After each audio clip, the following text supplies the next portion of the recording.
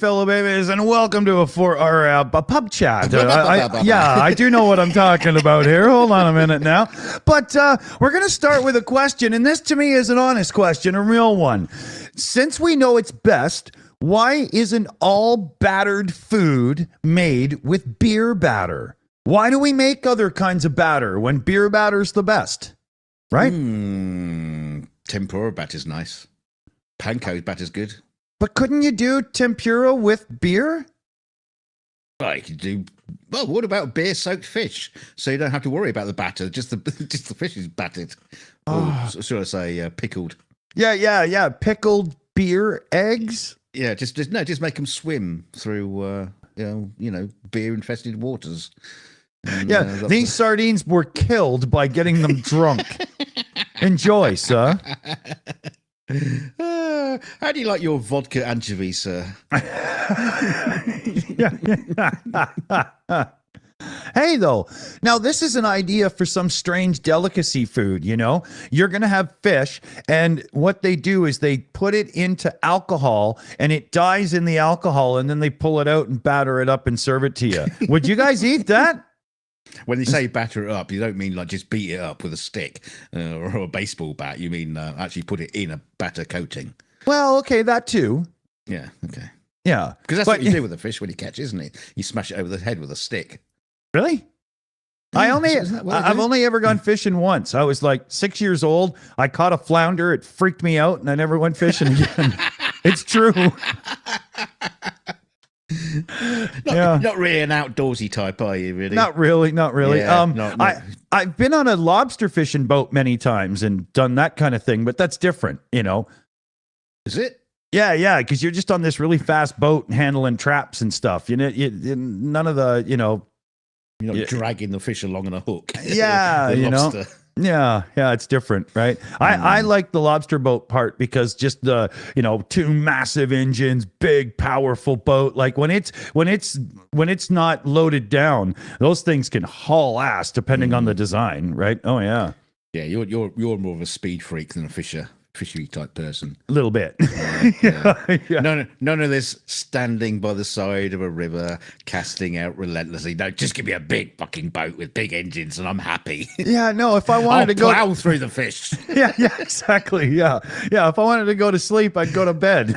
You know, like to me, fishing does hold a very important place in North American culture because it's one of the few times where you can get away from your wife to go drinking and not get in trouble. Yes. Right? It's like gardening. My father let me in on the gag when I was older. He was like, "Why the hell do you think I go around gardening and mowing the lawn and all that stuff all the time for?" Because I can be out having a few drinks in the yard and I don't get in trouble like I'm at the pub or, you know, out shooting pool or something, right? You got to figure this shit out, kid, you know? Yeah. That's why most men have like the shed at the bottom of the garden. And, that's right. Yeah, you go down there. There's a big 42-inch plasma screen in there. Loaded bar fridge. Yeah, exactly. You know, disco lights and food poles and dancers, you know. It's like cheerleading tryouts in there, you know. Why does Dad always put on his roller disco skates on when he's going down to the shed? Yeah. I didn't think satin was all that safe. You know? Yeah. Oh yeah. You know, but it's funny. You just gotta, you know, you gotta laugh and enjoy, right? We try. Mm-hmm. We try the laughing. I'm not too sure we enjoy it. Yeah. Well, you know, enough anyway, right? Yeah. I'm just preparing myself a smoke, we shall say, in the background here. Mm. So, I saw a list of some of the best TV shows of 2023, and I think were we on it?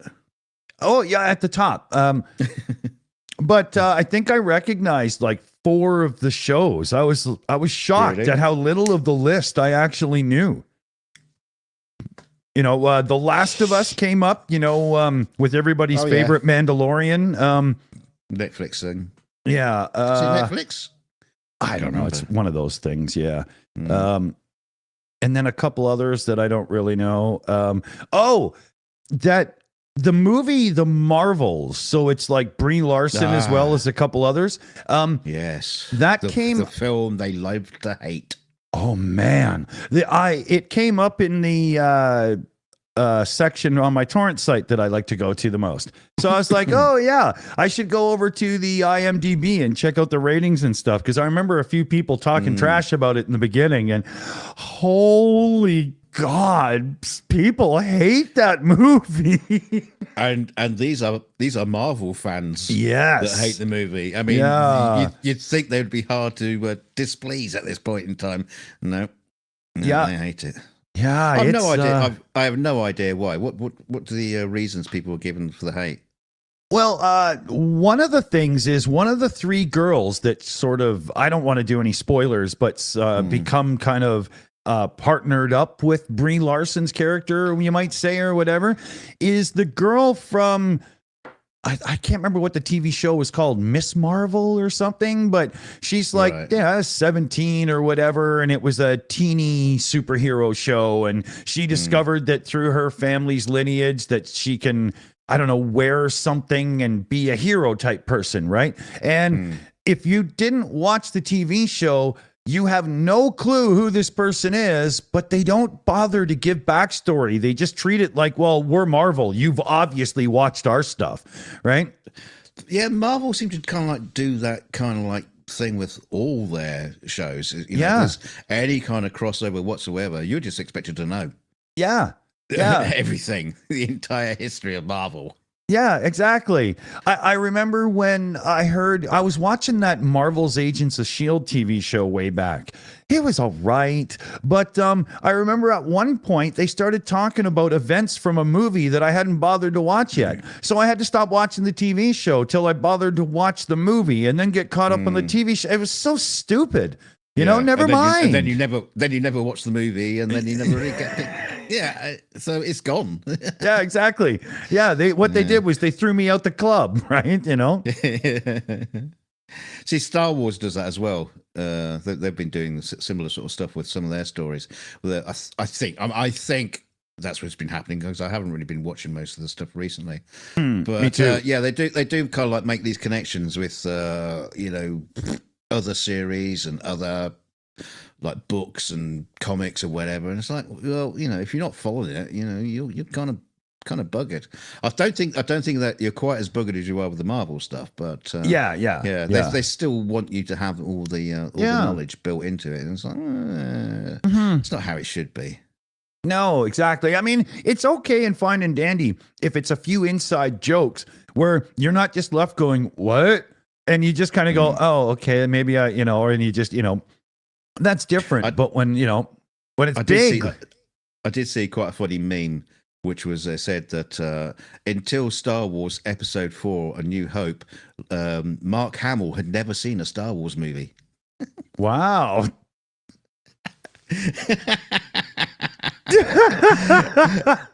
and unless you're in the know, you go, oh wow, that's amazing. No, God's sake, people, get a grip. That's funny. Yeah, that's funny. And I think Mark Hamill replied something like, "Yep, that's so true." Yeah, exactly. Yeah. Yeah, it's not that he was. It's not even worth explaining, is it? If we have to explain, you're on the wrong show. That's true. Yeah, this isn't. Yeah, you're the wrong generation to be watching us. Yeah. This show is more akin to like Wikipedia during a fight between rival groups over something. Fight. Yeah, what should we fight about? It must be funny at times if you work at Wikipedia, because every now and then you'd be like, wait a minute, that same article's just been edited 300 times in half an hour. What the hell's going on? Yeah. There must be alerts for that, right? There has to be, It's just open for what would you say? Abuse. Yeah. I mean, who would have thought you'd have like a You know, an encyclopedia, as it were, which is just written by any old sod. Yeah. Anybody can write it, you know. I mean, seriously, you can have like real awful or people with a clear agenda and whatnot, totally abusing the system. All right, okay, everybody. Here's our opportunity. I want to see. By this time next week, I want to see on Wikipedia an entry for the Shills on Wikipedia. Oh no. Yeah, so right, okay, people in the chat, get hold of all your friends, get them all involved. And that's it. Oh God. And then next week on PubChat we can read out our own Wikipedia page. Okay, yeah, I like this idea now. Okay, that's not bad. That's not bad. Make it funny, guys. Make it funny. Yeah, they're on it. They're on it. Yeah, Liam Wakefield, he's on it. Shada's on it. Yeah, brilliant. Oh, this should be funny. Yeah. I don't think I've ever partaked in editing a Wikipedia page. Yeah. Hosted by a drunken Sasquatch.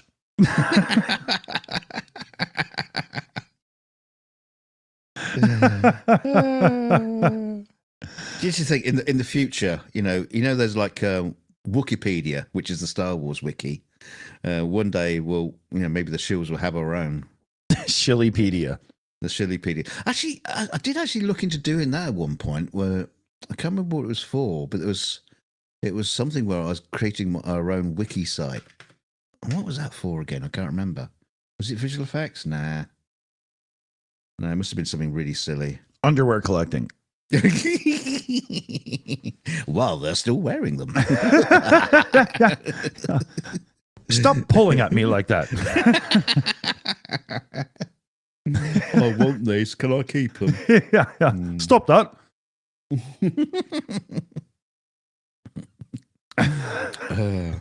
Yeah, your knickers. Give them to me. And your motorcycle. I don't call them knickers, sir. I need a can. 1 second. Sorry, dude. Oh, there he goes. Bugger hell. You silly sod.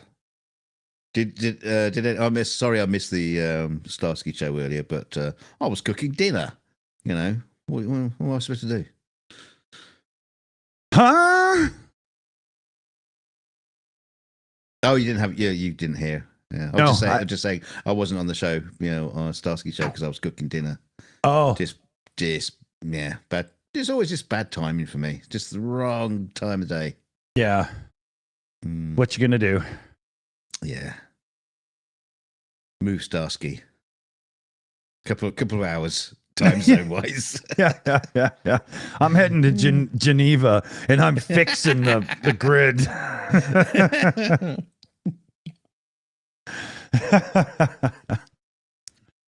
That'd be interesting, you know, show up, start screaming and yelling. People would be like, what the hell is wrong? Oh, God, I had something else I had to talk to you about, but I didn't take notes. I'm sure it's important. I have a few things here, actually, that I had put aside, if I remember here.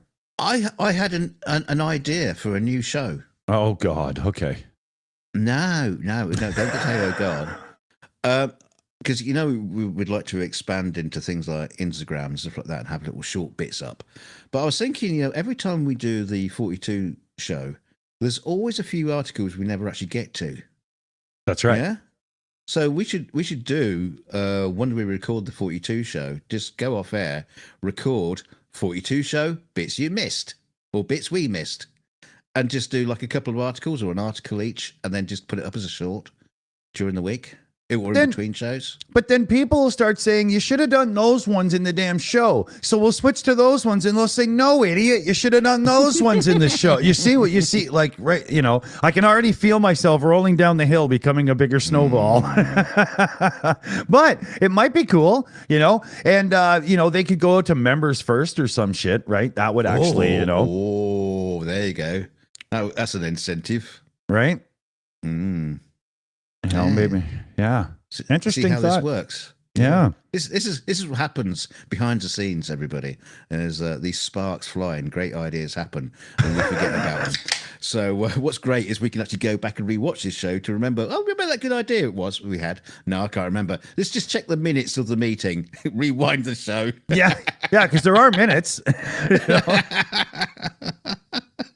So as you can see, we're real good at thinning and stuff.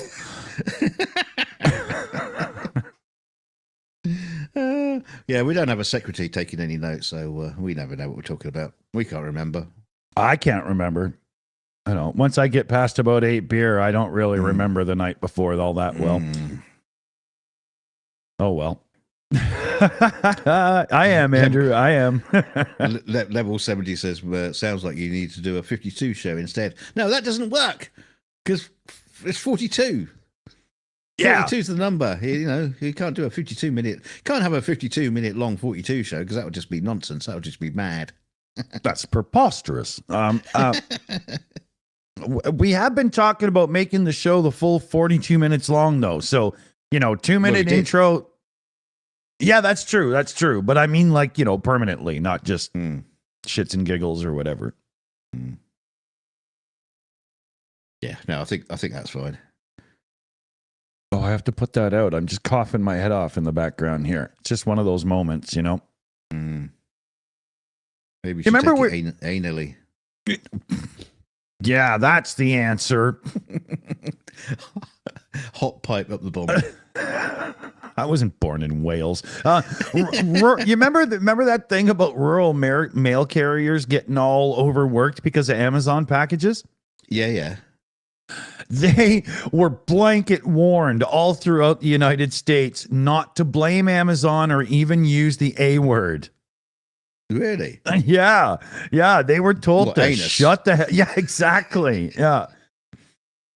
You can't say Jeff Bezos is an, but Putin.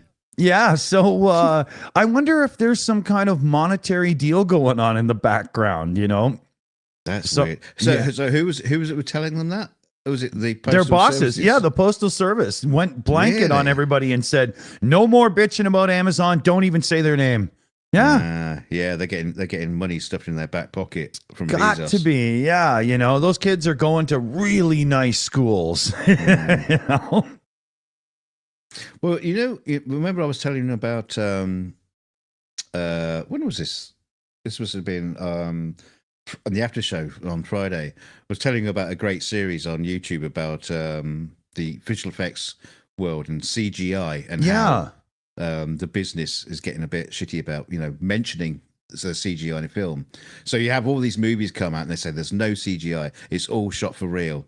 And one of the prime examples they were I actually saw the first episode. I saw the second episode first. I watched the first episode the other day, and it's hilarious. Top Gun, Maverick. Yeah, that was all shot for real. Do you know none of the planes they were flying were real?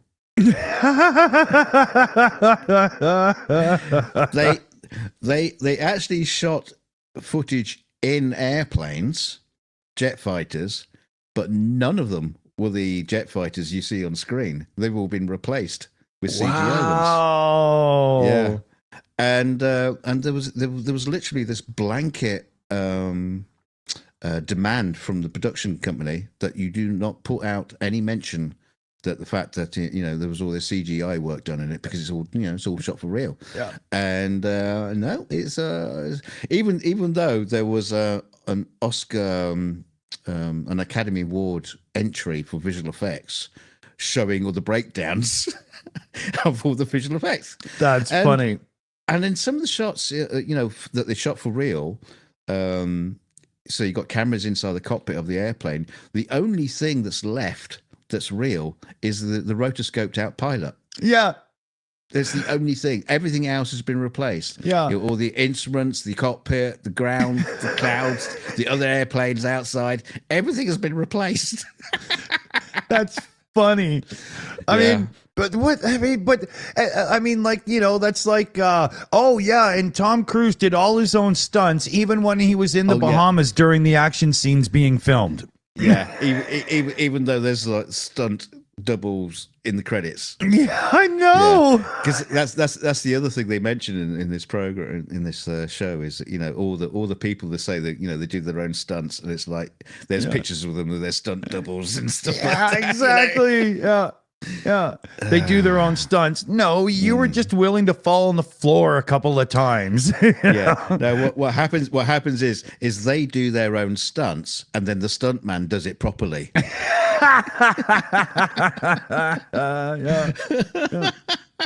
Yeah, good thing he didn't die. Now get somebody in here that knows what the fuck they're doing. Look, I can do a roly-poly. All right, stuntman, come in, jump off. Where do you want me to jump off the cliff? Jump off the cliff now, into the burning fire pit down below, and then blow up. Yeah, no problem. I can do that. No problem. No worries. Tom, stand back, please. Stop doing handstands. You're not winning any favors over us. Yeah.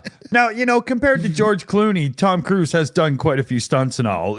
Totally agreed. Yeah. But it's not. Especially the one I laughed at where he broke his ankle. Yeah. Johnny Depp does his own stunts. Broke a fingernail once. He does his own stunts. He stars in his own movies. Yeah. He is his own stunt double because you never know what personality he's going to show up to set with. Hey, I'll get him on the phone. I'll ring him up. I'll say, hey. Dick's bad mouthing you again. Yeah, you got to chat with him, not me. Yeah. I'm just being a clown. He's gonna unsub and everything. Right. Hang on, excuse me. I got to dip into my resources here. Okay. Yeah. Oh yeah. I don't know what this is actually going to mean. Like somebody that knows American politics would have to, inform us. But there was a thing today where Trump actually said he won't testify on Monday at the New York fraud trial and sees no need to appear again. If you're called, is that how it works? Well, I was going to say, like, if they tell you, get your punk ass in because we want to ask you some questions, you don't get to just say no, do you? What the? No, I don't know. Nah. Police show up at your door. You're under arrest. Rather not. No, I'm not. No. Okay. No. It sounds crazy. Yeah. These are not the lies you are looking for. Yeah. Move along. Yeah, they're lies, just not the ones you were looking for. Oh my God!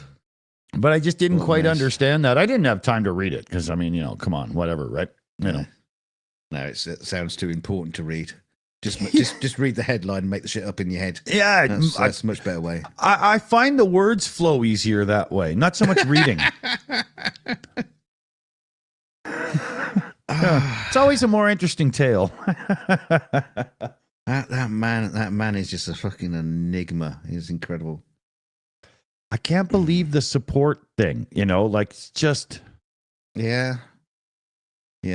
I mean, unfortunately, America is racing towards an undemocratic, authoritarian dictatorship. Caesar, welcome back. And unfortunately, here's the thing. Here's the thing. That's the worst thing about it is people can get to vote to lose their democracy. And that's what's going to happen. They're going to vote it. Yeah, we don't want to do voting anymore. It's too tiresome. Let's just have some dude who tells it as it is. Yeah. Natalie Portman's words come back to haunt us. Exactly. Oh, what does she say? Democracy dies with thunderous applause or something. Yeah, exactly. Yeah. And meanwhile, you got Anakin moping around saying they should just have a guy in charge, and everybody just does what he says and shit, and and they don't listen to me.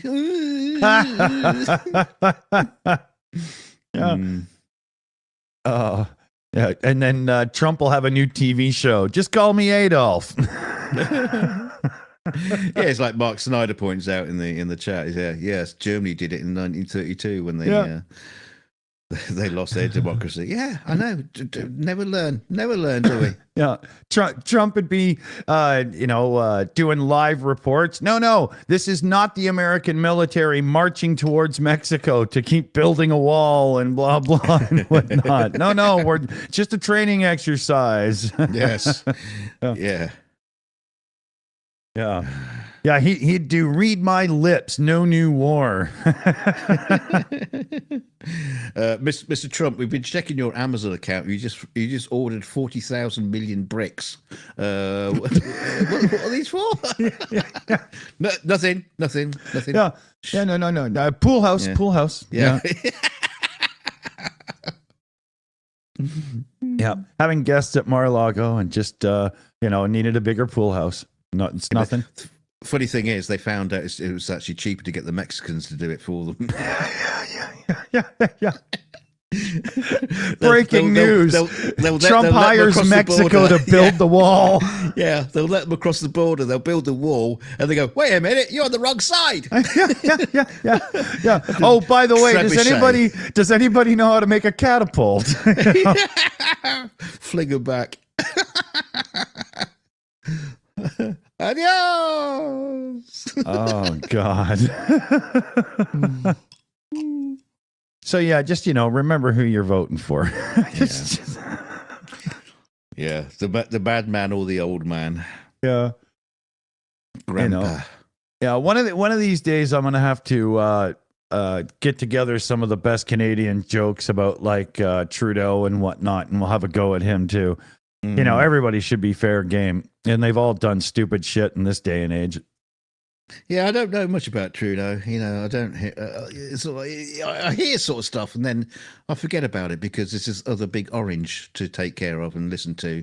Because it's kind of a little bit more important in the world stage. But only people that like Trump don't like Trudeau. He's pretty well liked in Canada. Sure, he doesn't get everything right, but that's kind of what politics is about. You can't appease everybody all the time. No one decision will always make sense to everybody.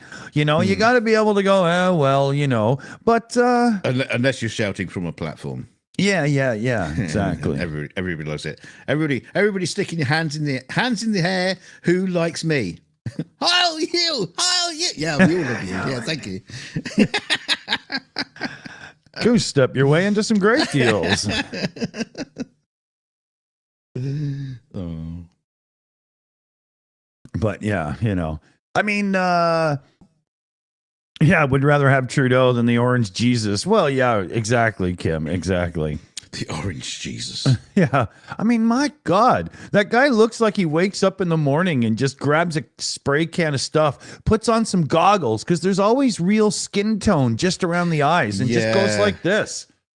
You know? Even just like under the hair, it's almost like there's like a little mask. Yeah. The thing that's going on there is very strange. He probably has somebody painted on while he's eating like eggs Benedict or whatever in the morning, He's got his balaclava on, with just a little face sticking out, spraying it. Yeah. Totally. Yeah. Mr. Trump, put your Froot Loops down. We're trying to spray your face. Yeah. Just let me get the last red one. They're my favorite. Yeah, they're the ones that taste the best. Sir, they all have the same flavor. Don't you blaspheme in my presence. Well, that got off the rails. This has got to be the best Froot Loop. Bestest Froot Loop in the world. I remember the first time I found out that all the Froot Loops taste the same and the colors are just colors. I was like, that sucks. Oh, wait a minute. It makes total sense, though. Yeah, of course, right? Yeah. I remember my daughter getting really excited about seeing Froot Loops in our local supermarket because her favorite band, the lead singer from My Chemical Romance, loves Froot Loops. So she goes, "Oh look, Froot Loops! Gotta get some! She got them home, opened it up, poured them into a bowl, poured the milk in. She goes, "Oh, they're disgusting." Yeah, I never actually tried them myself, but she goes, they're disgusting. They kind of taste like children's vitamin C chewables in milk. Really? I don't like them myself. Prefer a White Russian. Hey, look at the message here. Cat Van Ford, Shill Apprentice, welcome new member. Oh, well, isn't that a cool shout out? I love new member shout outs. They're probably my favorite. Hey, Cat. Welcome, and thank you very much. Meow. Wow.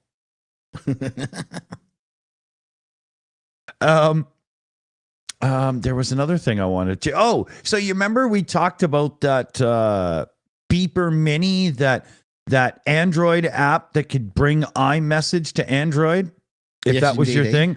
Yeah. Oh, yeah. Apple's already got that blocked, and there's a whole coding war going on in the background. Yeah. No. Yeah. Hang on a minute. How does Apple block it? They are probably doing some really crazy background identification of the handset you're on and blocking it because they can see you're on Android and whatnot. Because wasn't the interesting thing about it is you didn't actually have to sign in to like an Apple account. No, you had to sign into your Apple account, but it didn't go through like a VPN to some bank of servers. It was just from the app itself. Yeah. And so you were still sharing your Apple login with a third-party app developer. And it turns out, guess who started the app? That's right, a 16-year-old. So trust your entire Apple account to a kid and his friends so that you can use iMessage on Android. I'm not sure that was ever a good idea to begin with. Probably not. But to be fair, you knew Apple would like take any capabilities away, yeah. Steve Jobs' ghost came back to Tim Cook and said, "Squash this now." Yeah, that 16-year-old, either hire him or kill him. Yeah, exactly. Yeah. Which one's cheapest? Yeah. Yeah. Don't bother waiting for the board. Make a decision, boy. Send him that box of Froot Loops we've got the rat poison poured all over it. He'll love it. Oh, that's funny. That's funny.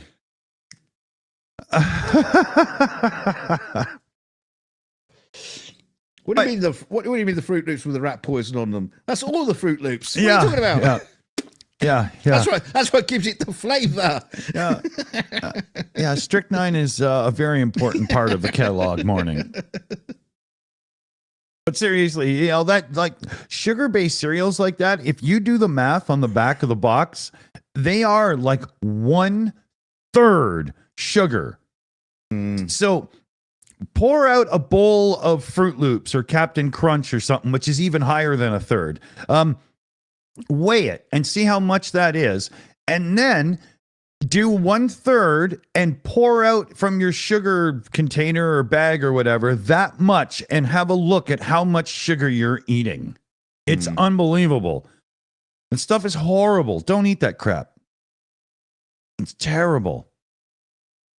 I suppose for kids, this is a good way for them to kick off the day with a sugar rush. Yeah, hey, but when kids, it's time to go to school. Yeah, right. I'm gonna run there. Yeah, right. But and you're kind of right until an hour later when the sugar rush starts to crash and stuff, and then you have all hell. Like it's not good, Yeah, they're going to the school nurse. I need another hit. Give me a dime bag of sugar, please. Yeah, and like Froot Loops are 1 part in 3 sugar. Whereas Cheerios are 1 part in 30 sugar. So at least make good choices, right? I'm not telling you how to live, but you know what I mean. Yeah. Or if you get those like the Lidl or Tesco own brand version of it, it's probably like 1/600th of sugar. Yeah, exactly. It's too expensive. Too cheap. Yeah. Never mind the sugar, just give them the fucking oats. Bit more rat poison on that.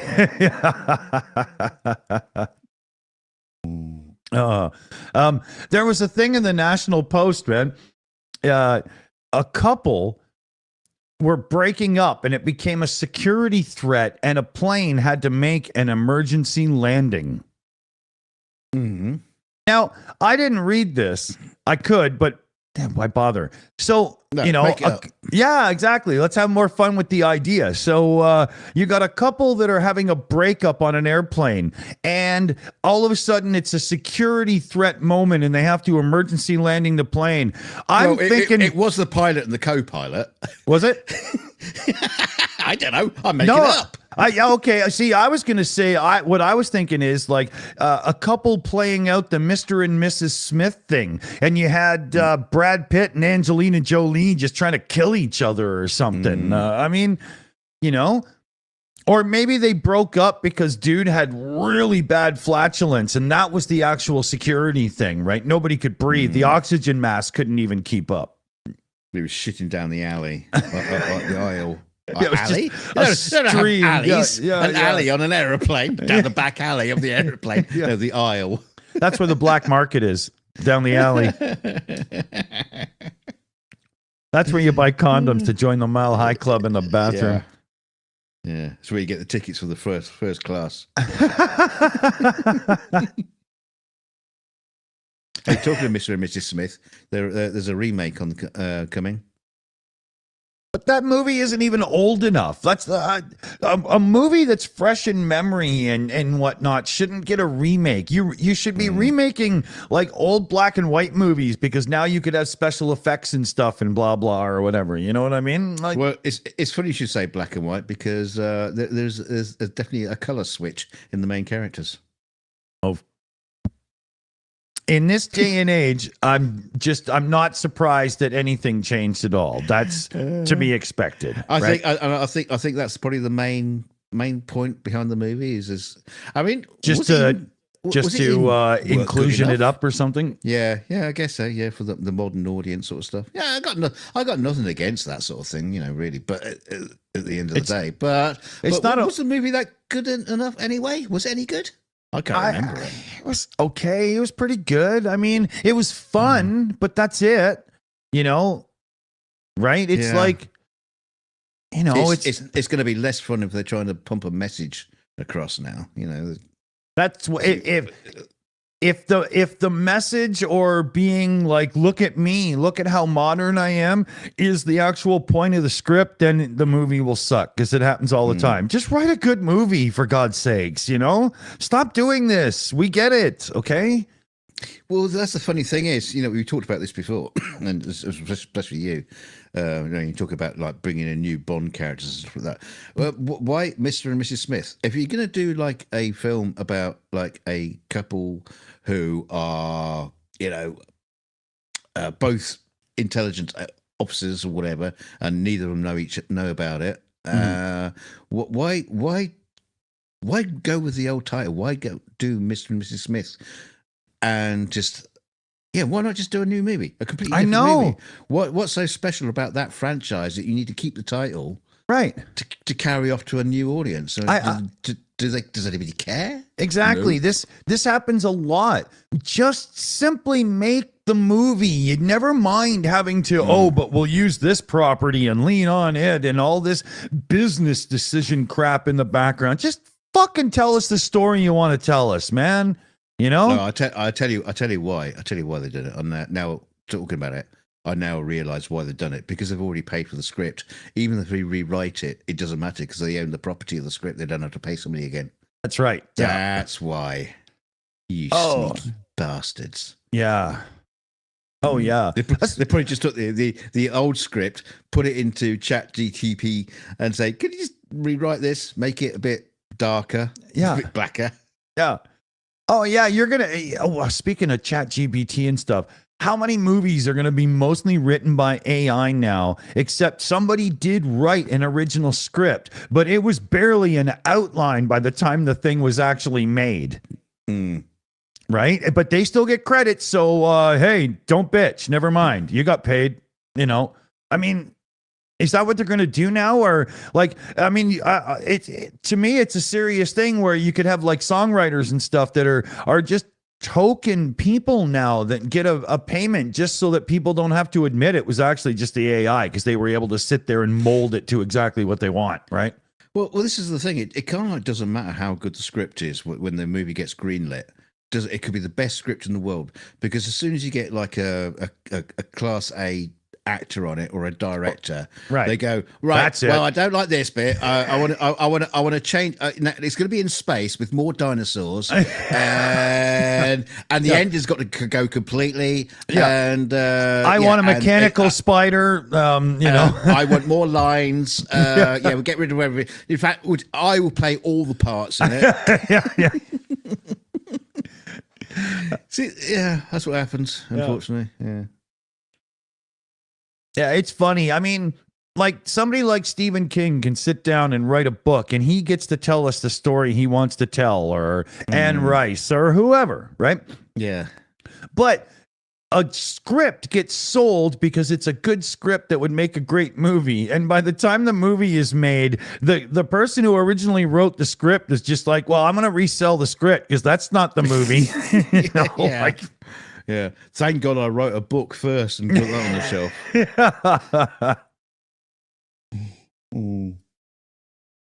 But yeah, it's crazy, It is crazy. You know the story of John Lennon and his Grammy award? Which what did his Grammy win?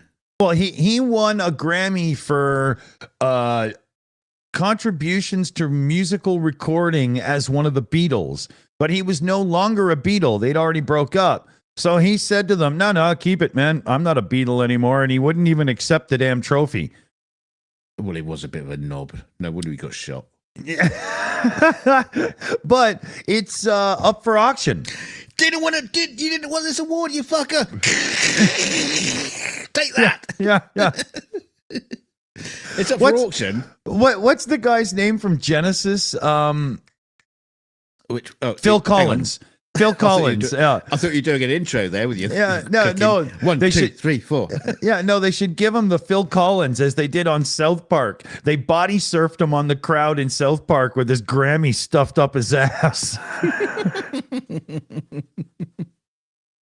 But the Grammy itself, it's got, awarded to John Lennon of the Beatles, blah, blah on it and the whole bit.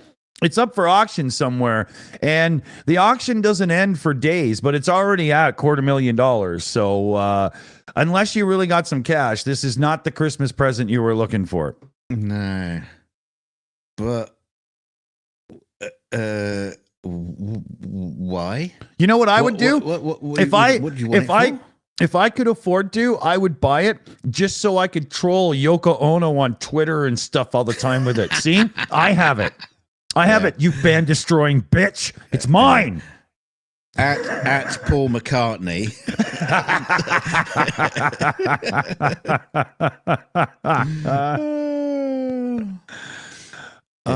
Just give it to Ringo.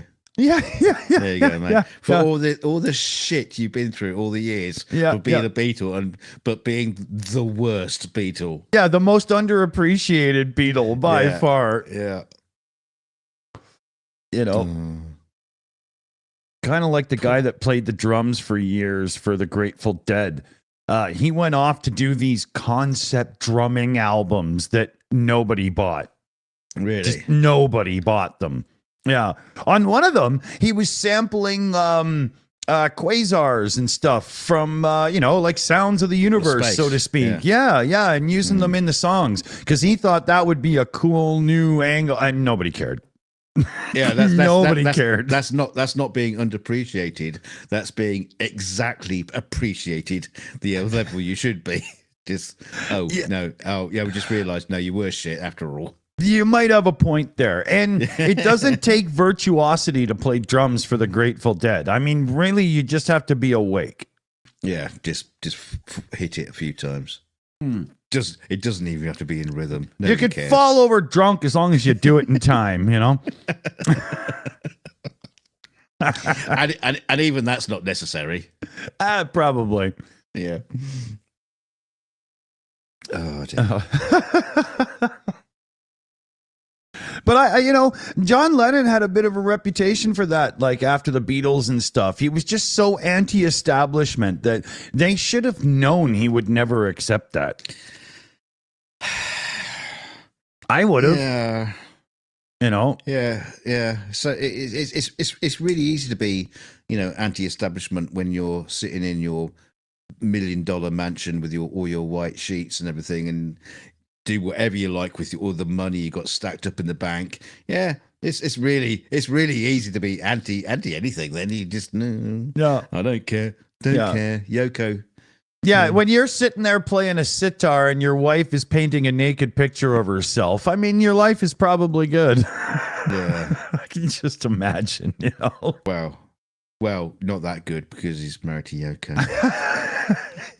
In the halls of rock and roll fame and not so fame, but she'll always get ragged on and stuff by people like us. There's just nothing you can do, you know. I think she had him killed, so dear Lord. So it didn't get to a divorce, How else would her son have ever had one song that hit the radio? Oh yeah. Julian. Yeah. What was that? Can you remember what it was? Something He's sitting on a riverboat playing guitar or something like that. No, that was Kermit the Frog, surely. Close. Yeah, you're getting your Muppets mixed up. No, I think Julian has actually had a bit more of his fingers in the pies of the music industry. I'm just not sure I know of it. I have no idea of it. Yeah, but I'm sure he's been around. I wouldn't doubt that, actually. And judging by that one song he had on the radio back, I think it was like late 80s or whatever, it did sound like it was really well produced and there was like knowledge behind it. Whether or not it was his, I don't know. But, it did have a really smooth, cool tone to it. Like, it was good. Right. See, the funny thing was he kind of like failed because he kept the name. Liam Wakefield in the chat. I bet he had a Wikipedia page. Not as good as ours. Not as good as ours. The funny thing is, you get a lot of people who come out with breakout singles or albums or whatever. And you go, oh, that's really good. And only later do you find out that they are the son or daughter of, like... Yeah. It's like David Bowie's son became a film director. Nobody knew. Yeah, he did. What is it he did? I can't remember. Can't remember the films. But he's done a Tesco commercial. No, he's done some pretty big films. I just can't think for the life of me remember which ones they are. But but there's other pop stars who kind of like they've kept their hereditary hidden, and you kind of like only find out it's like in trivia later that there's such and such a person. Yeah. That'll never happen to Schwarzenegger's kid. I mean, seriously, change your name unless you want you know what I mean? Because Schwarzenegger's son is an actor now. Is he? Yeah. At least I'm figure it's him. How could it not be? Right? I'm surprised they're not rebooting the Terminator series with him. Bring him back. Because when they did a lot of reshoots for the director's cut of Blade Runner, they did a lot of re-renderings, as it were, and they actually used Harrison Ford's son to play his chin in a scene.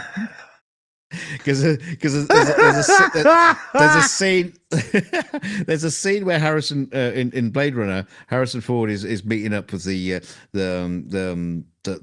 man who makes the robot snakes, and you see him having a conversation, but all the dub is completely wrong. It's out of sync because the audio doesn't match what's visually on screen. So they actually reshot that for the super duper director's cut, using Harrison Ford's son to stand in for his chin. Wow! So his mouth was now in sync with the words you hear on screen. Wow. Well, that's a lot better fix than just adding a whole extra part to the city and banthas and stuff. I think they did a bit of that as well. But sorry, George, but I'll never stop teasing you about that, dude. hang on. Shit, we just lost another sub. What? Yeah, George Lucas. Oh, yeah. No, but he does that a lot. He'll come back. It's all right. Yeah, it's all right. He's got a troll account. Yeah, he has hissy fits every time I criticize his dialogue. He's got some kind of troll account. He keeps coming on talking about dancing penguins or something. I don't know what the fuck he's on about. Ban him! Kick him! Fuck you and your penguins. Yeah, you should have seen Mary Poppins, the original cut, before George Lucas got a hold of it. There were no penguins in the dance sequence. That's true. Yeah, that's true. Yeah. They were all tiny little children, and holding guns. And he turned them into walkie-talkies. Yeah. No, that's where Spielberg got the idea. Yeah. Yeah.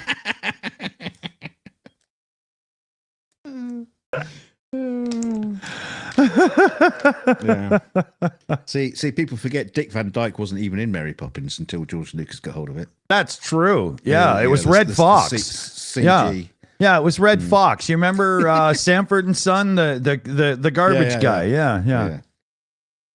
Yeah. Fuck, can he dance? 1 second here. 1 second. Wasn't Red Fox one of the X-wing pilots from Star Wars? Red Fox standing by. Maybe it's just me. Okay. Oh, I really can't move any faster than that. That was my limit right there. Gotta get you that fucking fridge. Yeah. The CF in the chat says we lost Elon Musk again. He subs and unsubs like the wind blows. Yeah. Yeah, I think Elon blew ashore a couple times with old Captain Highliner. He blows that hard.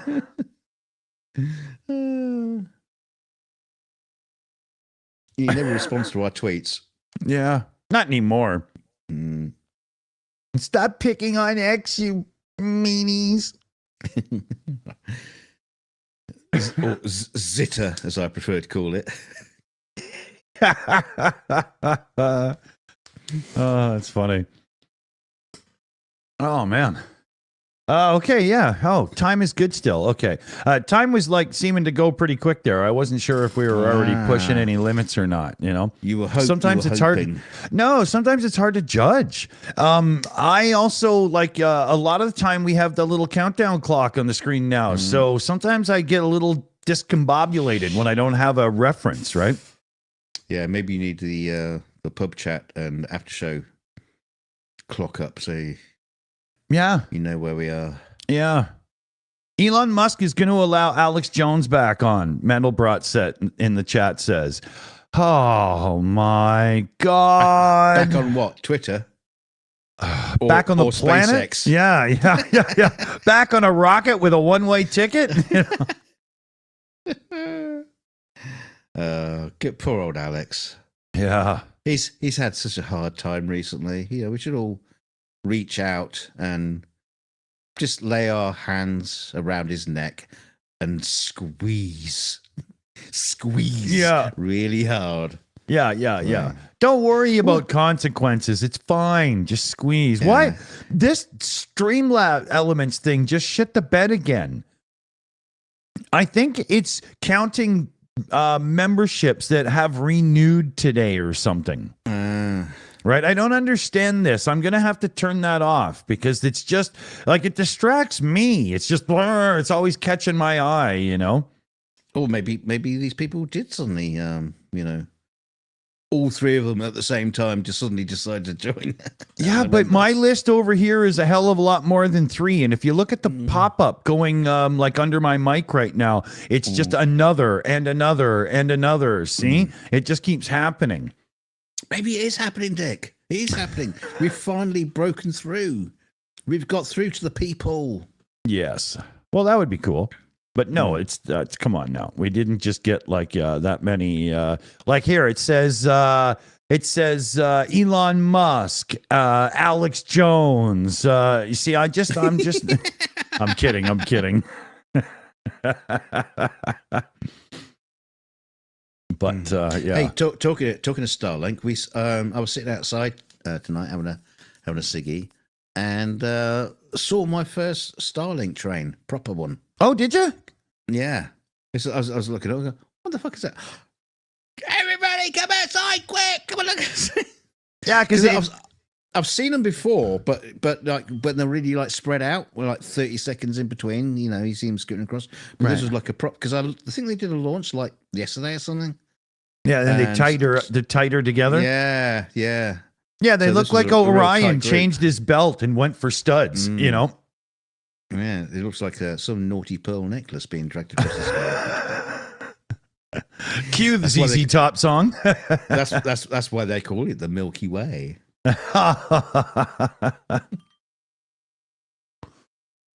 Oh, it's funny. Well, try to be. Yeah. Pretty successful, you know. Well, we'll put it to a vote. There's no democracy here. What are we talking about? There can be. Yeah. Only if you decide to be. Yeah. It's all dependent on mood, my friend. Hey, Buffy. So the raccoon guy. Are we settled on that? Do you think? Well, I mean, what do you guys in the chat think? That guy in what was it? When were we hanging out? Yesterday, the day before, whenever the hell that Friday. was? Yeah, Friday. Okay. That guy in the chat threw a super chat in, and he called a super chat a buck chuck, and it instantly was just, why don't we call the raccoon buck chuck? And, you know, we always call him Sergeant something. So Sergeant Buckchuck. And if you look, he's pointing at the fan funding on the screen. It works pretty good, right? What do you guys think? Sergeant Buckchuck? Yeah. Could be. You know? Everybody's been scratching their heads for weeks to try to come up with a name, and it one moment of madness. Yeah. It just suddenly appears. Here, let me find his little thing in the thing here. Here we go. And see, what we could do is we could bring him over here so he's like properly pointing at them, right? Yeah, I've got to get on with the more animations of that. So much to do. Yeah. We need one where he grabs a penguin and rips it limb from limb. Just dances with it. Yeah.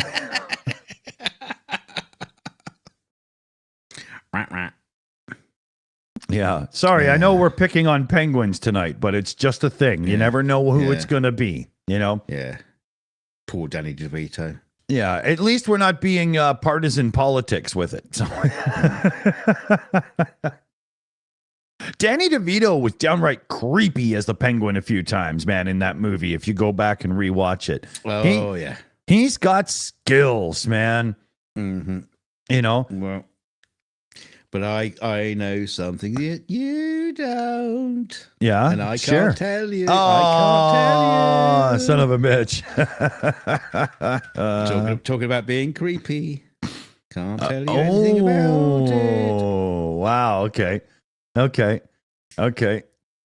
Normally this leads to up and coming. Like you'll know what he's talking about in something like 12 to 18 months or some shit, right? Yeah.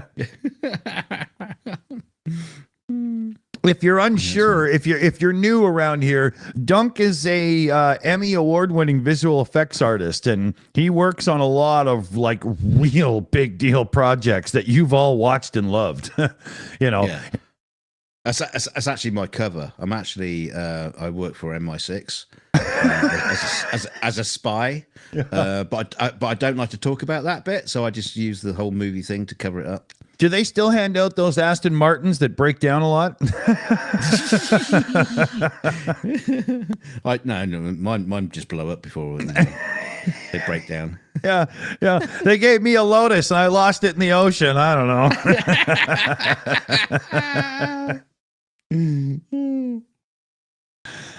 James Bond jokes, if you're not catching on there. God, what do you think his insurance must have been like?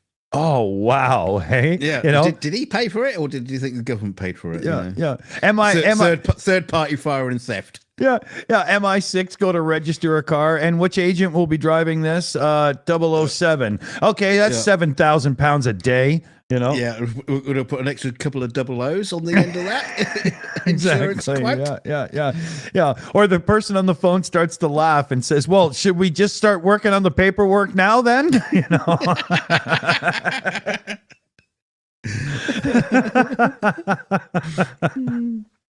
Yeah. So what will it be replaced with then? Yeah, when it's off the road, we'll give you a Kia. It's all right because they blow it by themselves. You don't need his help. Yeah. It's about as reliable as a Citroen 2CV, and we know what he's done with that before, so you'll be all right. And we built this Tesla that also turns into a submarine, but don't get it wet. Okay, Mendelbrot set in the chat. Hey Dawson, I've longed for an ejector seat on some dates. And he just retracted that. Yeah, no, but there was is she watching? There was an autocorrect screw up in it, but I knew exactly what it was supposed to be and fixed it as I said it. He's put it back. Yeah. It was injector instead of ejection, but I knew. I just fixed it as I read it.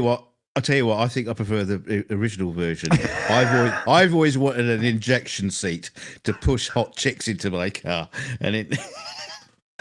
Never worked. Jesus Christ. Welcome to PubChat, the show that's always on the edge of taste and sanity.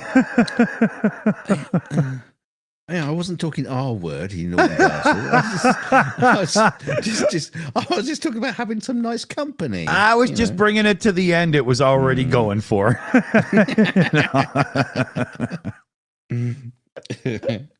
Yeah, see, Dunk did it right there. Duncan in the chat. You see, I never had a car when I was younger that would draw the girls to it in any sense before, unless they just wanted a lift. You know what I mean? To be honest, my first teenager car was a super cool car in my day. It was 1986 when I got my first car, but it drew in dudes more than chicks. I'll tell you that for sure. I had a 78 Trans Am, like the full Smokey and the Bandit car, right? You know, and dudes liked it more than girls. You know, you know. Oh yeah.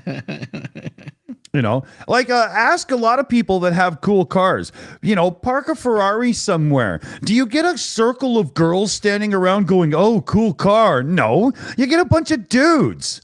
It's not how it works. You know, that's not how it works. No. What do you want? Is a 8-inch vibrator on wheels? Maybe. Yeah, like if I was gay, I would get a cool sports car and go park at places because I'd have men all over me, right? You know, that's exactly what I would do. Oh yeah. Top tips from the Shills. You'll see that on the Wikipedia page. Yeah, exactly. Next week. Yeah. There you go. No. Yeah. You got to know how to play your game, right? Oh, by the way, when you are writing the Wikipedia page, don't forget to put the references in, and I suppose there'll have to be links to the shows. Oh God, yeah. With timestamps, I suppose you have to do it that way. I'm not sure if Wikipedia do references to YouTube shows. I don't know. Does it do that? CF Beauty. So funny. CF Beauty says, put a photo of you next to the cool car on a dating site and you'll get chicks. Not sure what type, but yeah. No, she meant Chucks. Yeah. It's like, you know, when you pick those kind of girls up for a date, it's like, honey, get your head out of my lap. We're in the drive-thru trying to get coffee, all right? You know? Yeah. Get your head out. Get your head out of my lap. I just washed that.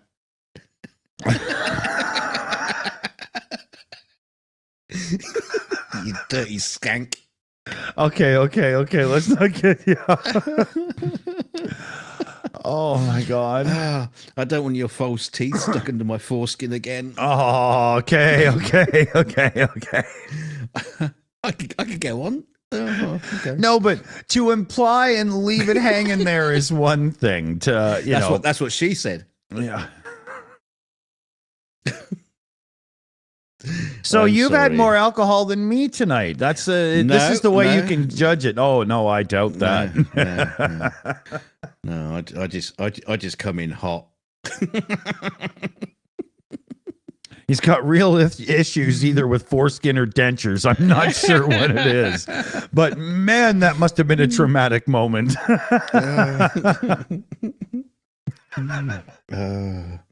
Yeah, Grandma always would take her teeth out, so it's all right. Oh man, that's not a front porch story you're supposed to share. I think I better shut up. So, what's on television your way? It's off. Oh, that was an echoey thing. Was that echoey for you or just me? No. Okay. Just you. Okay. Had one too many buttons pushed, but I have fixed it. Has there ever in the States there they got the group who do the Razzie Awards, right? Yeah. Is there anything like that that's just like European or British specific? No, I don't think we have one in Canada. So. No, we don't either. I think the Razzies is the only one that does it. Yeah. I do love it when you have the actors who like show up. They show up and they embrace it. Yeah. Wasn't it Halle Berry? Didn't she like totally play it well, and the audience just gave her like a standing ovation and stuff? Was it Halle Berry or was it? I'm trying to think who it could have been. I'm thinking that the girl that was in. I can't remember her name for the life of me. Who was in the film that I can't remember? It had the guy in it, the other guy, oh, Jesus Christ. Oh, forget it. I'll give up. Good luck there, PJ.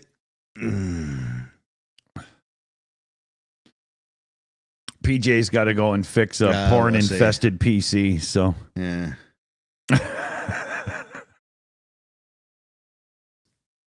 I think he's just finding any excuse to leave. You don't have to find an excuse to just go. you can't just go watch something else. You don't have to pretend.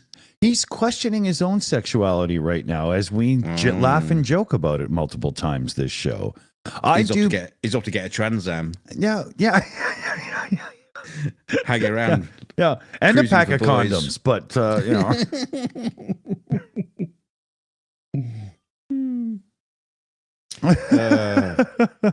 except these days, if you go out trying to buy a tranny, you can just get into the wrong thing. Yeah, yeah. Make sure you're in the right part of town for that.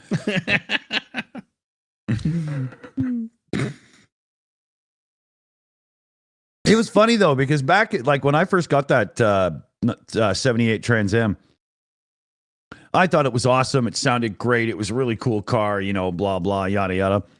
And I just drove it normal when we test drove it and everything. And then we got it home and we changed all the fluids and stuff. My dad was a real car guy, so I got taught all this stuff pretty well. And we got ready and we took it out for a drive, brought it up to temperature, and then started really hitting the throttle to see what it had. And the answer was nothing. 30 mile an hour. Yeah. It was the malaise era, as they call it in cars. And that car had like 185 horsepower out of a 6.6 liter V8, which is just horrific. So I drove it. Most of that fuel must have just been pouring out the bottom of the engine. Yeah, exactly. And so we drove it until winter. And my dad got me a used a Dodge 400, this little two-door manual shift car. It's just a piece of crap, right? But Yeah. him and the neighbor stripped out the 400 cubic inch engine and that slush-matic transmission and whatnot that were in that Trans Am. And in spring, it hit the road with a 350 that was built proper with like a 4-bolt main and a Borg & Warner 4-speed and a Ford 9-inch rear end. Holy God, was that a cool car afterwards. Wow. That was awesome.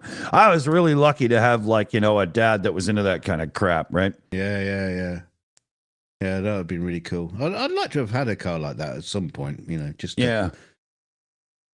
I Yeah, mean, I my was- Land Cruiser can shift when you put your foot down on it, but not quite. I mean, you'd be quite surprised what it can bloody do. You put your foot down and go. Oh, yeah. Leaves everything else behind. But yeah, a real powerhouse car. Wouldn't have minded one just for a little while. Just for a little while. Yeah, mine was like a lobed 3/4 crane cam. It had if anybody's interested, I'll just do it quick. It had a Holly 650 double pumper with an Edelbrock Torquer 2 intake, TRW or TWR, whatever it is, forged pistons and stuff. Like they just went off on it, and holy shit, was that thing a beast! I had to learn respect for power, right? But Did it have the encabulator fitted? you're just talking stupid now. Okay. but I was given like field cars when I was like 14 years old, where I could just like drive a car in a field and learn how to, you know, drift and stuff and control it and, you know, miss cows. yeah, or hit them, you know. Yeah, no, there was no cows in the field, but I hit a few fence posts and stuff. Oh yeah.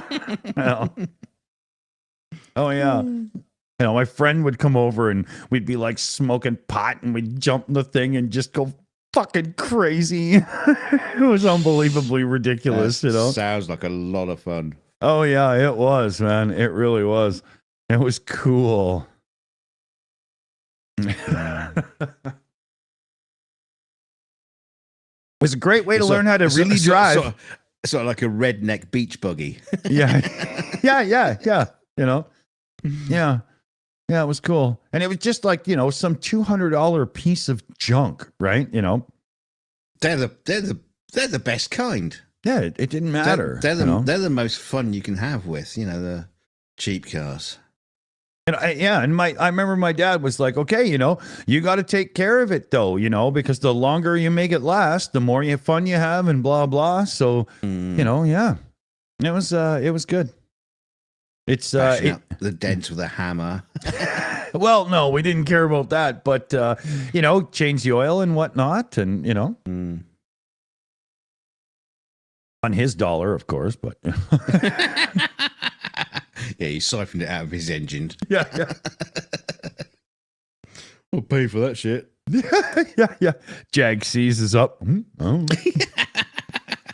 Why's my petrol tank empty again?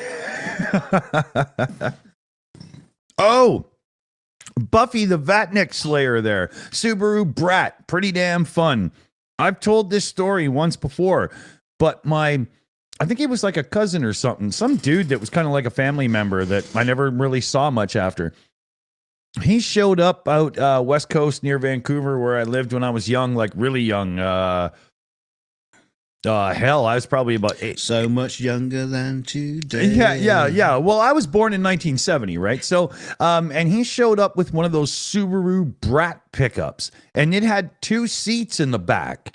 And my buddy and I got in the back, and he drove us down and around to this place they were making a new subdivision, and was just bouncing around and doing, you know, like totally beating the crap out of this truck. And we're just sitting in the back, strapped in these seats in the back of this little pickup truck. Wait, no, you have to explain that because most cars have 2 seats in the back. This is the back of the bed.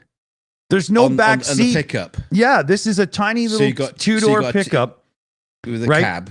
Yeah, with a cab. And then in the bed of the truck is two rear-facing seats. And we were outside the whole time, just bouncing around. And they had these little handles by the chairs you could hold on to. You were belted in, but only with a lap belt.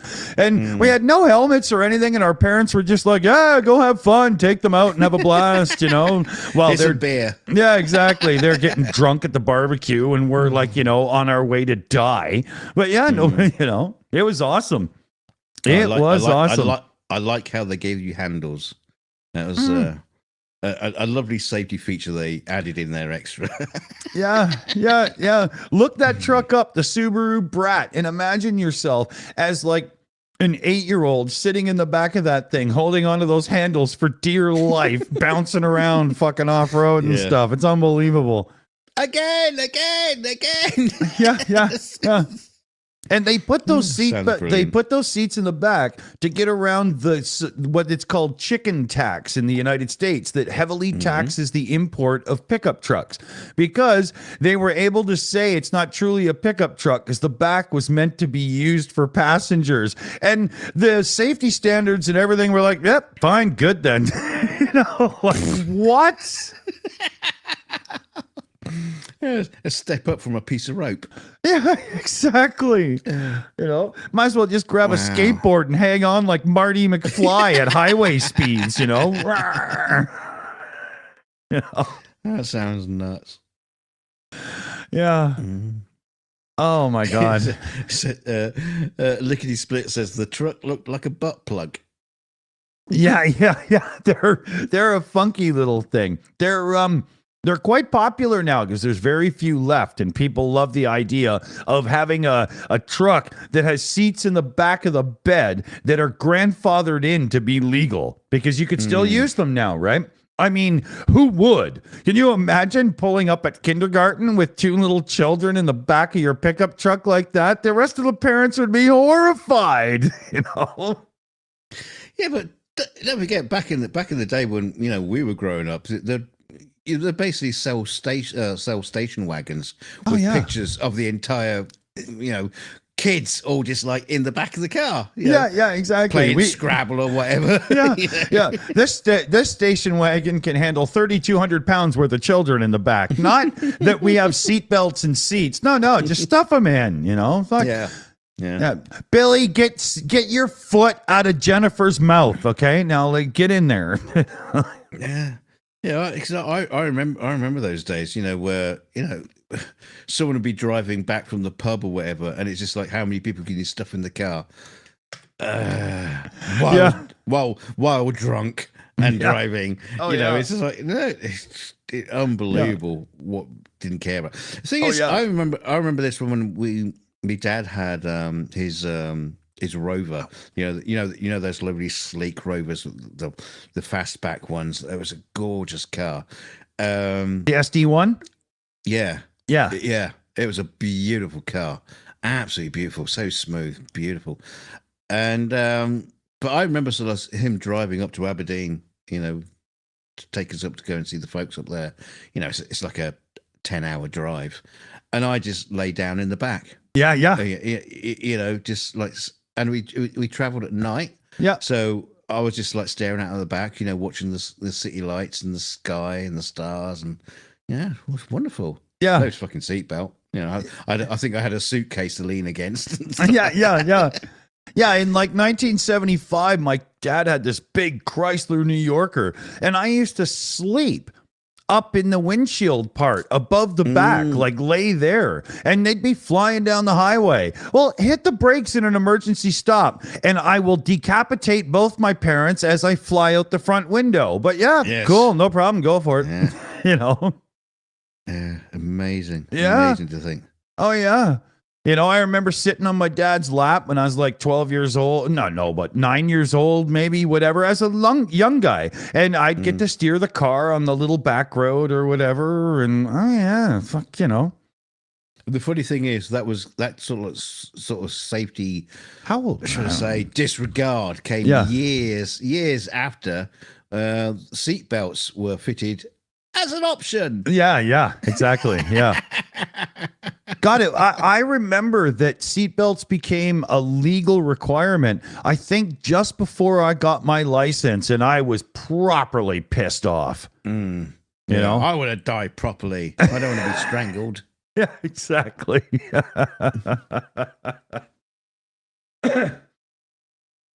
But, you know, oh, yeah.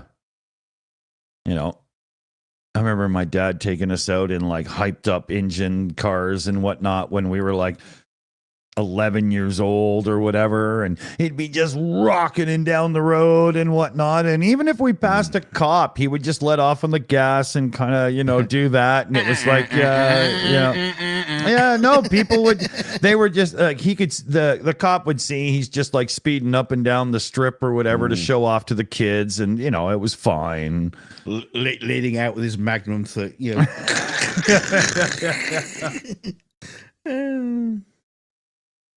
See, the thing is, they don't put seatbelts on motorbikes. That's true. Yeah. But they do have like power steering and anti-lock brakes and traction control and all that crap now on modern bikes.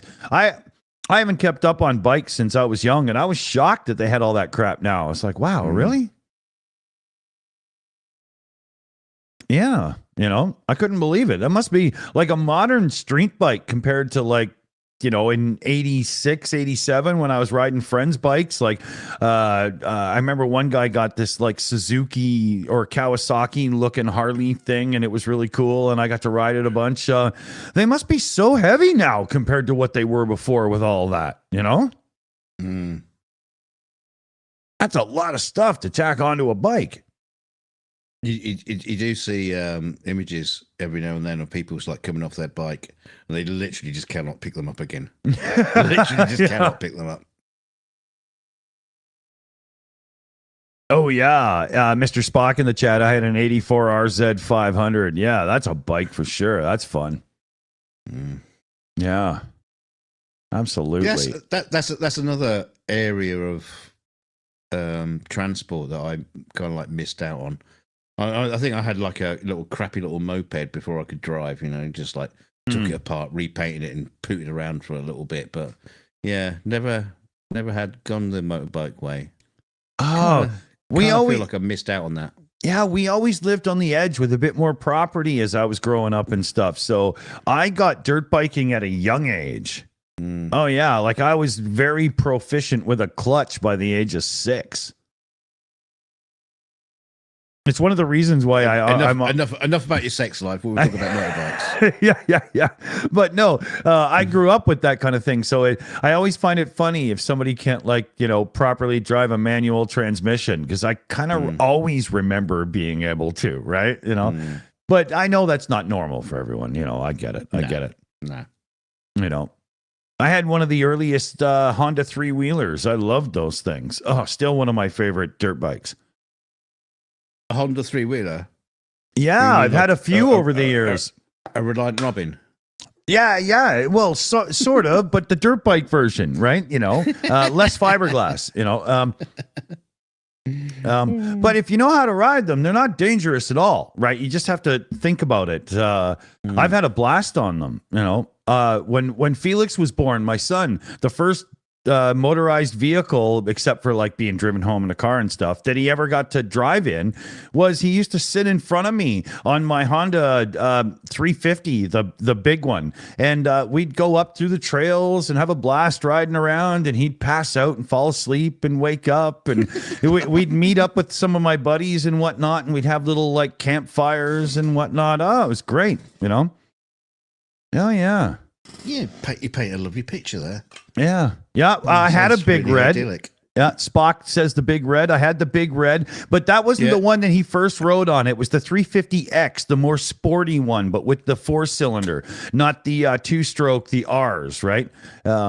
I thought you were going to say you had a big red, but you got the lotion for it and it got better. The big red, dude, it was designed to be able to be driven across lakes because it floated and it had its air come from the top. Explain it. It's a 3-wheeler trike, like a quad, except only one wheel in front. Except it was meant to be a work machine, not a... It's like a quad, but with 3 wheels. Yeah, So yeah, trike. yeah, exactly. No, but I'm saying for Brilliant people because explanation. there might be a lot of people in the chat that did, quads started out as 3-wheelers first, 1 wheel in the Yes, front, yes. right? And With big fat tires and shit. yeah. And the big red was awesome because the front headlight came off and you could use it. It had a really long cable and the thing floated on water. You could just drive it across a lake if you wanted to. I mean, you're not going fast. What do you mean it floated on water? It did. The Honda Big Red was designed to like cross a pond. Man, it floats. It just drive it across. Done. What? Because of the tires? Yeah, the balloony tires and the weight versus buoyancy. Like the air intake was directed all the way up through the frame and whatnot to the very top where the handlebars were, and like it was designed to do this. It wasn't just by chance. Oh yeah, yeah. They were amazing. The thing is like a machine. Yeah. Right, but the thing is you got to think about it, right? So you got the whole thing with inertia and then the flipping point where you're trying to turn, but inertia is still pushing you the original way you're going. So on a quad, when you turn, the flipping point of the bike isn't until the front tire and the rear tire are perpendicular to the direction of inertia, and that's when the thing is a real tipping danger, like it's going to go over. But as you turn, you can feel it leaning, and you lean naturally to counterbalance, and for the most part people don't flip them. But with a trike, as soon as you start to turn, your front wheel and your rear wheel have now created mostly a straight line to that perpendicular of the direction of inertia, and you flip right away. So on a trike, you've got to lean before you turn, and then you don't die. That's how it works. Right. Yeah. Now, chat. I hope you were taking notes to put that into the Wikipedia page. Yeah. But it's true. With diagrams. We want diagrams with these, like the angles and everything. Oh, so you can all understand. There's footage of people racing the 3-wheelers from back in the day, the early 80s, on YouTube. And you can see the rider will literally have his leg on the seat and his ass hanging completely off the bike just before he turns, because otherwise he's going over. Right. And it makes it really fun because it's all body English and stuff, but it's a smaller vehicle than a quad, and it can get into way tighter and more spaces. Like you don't need trails. You can go through the bush, That's one of the things that always staggered me with motorcycle and sidecar racing. When the guy in the sidecar on the back is doing all that. Yeah. It's practically his helmet is practically skidding along the road. Yeah. To counterbalance. Yeah. Watch just amazing. Watch sidecar racing on the Isle of Man where they're flying through the towns and stuff. Oh my God. It's one of the most scary things when you see them doing it.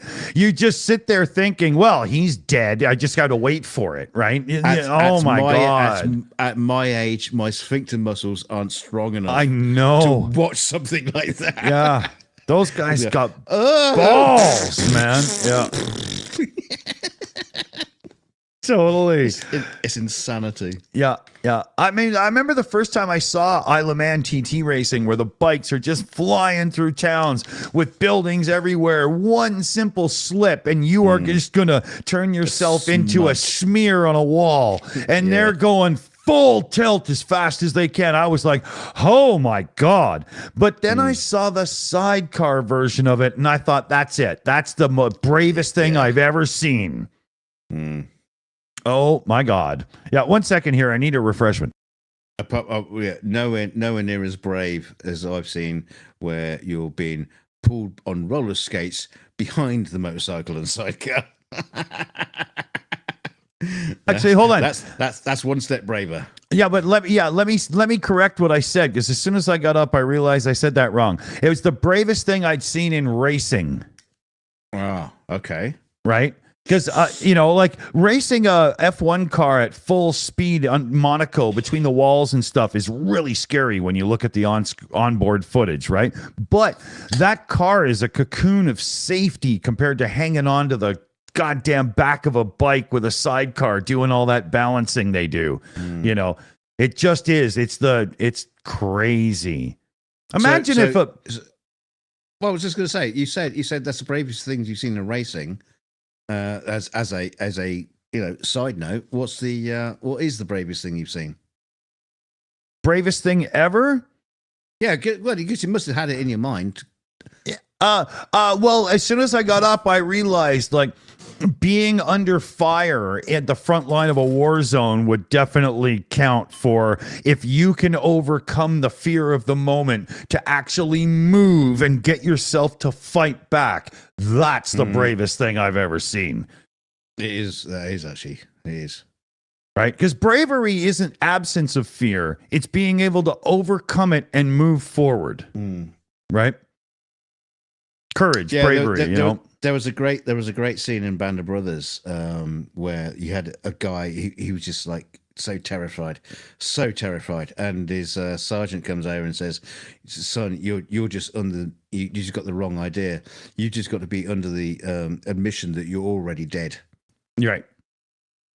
And that was his pep talk to the soldier, just to get out and fucking fire his weapon. But it probably worked, right? You know, It did kind of until he got shot.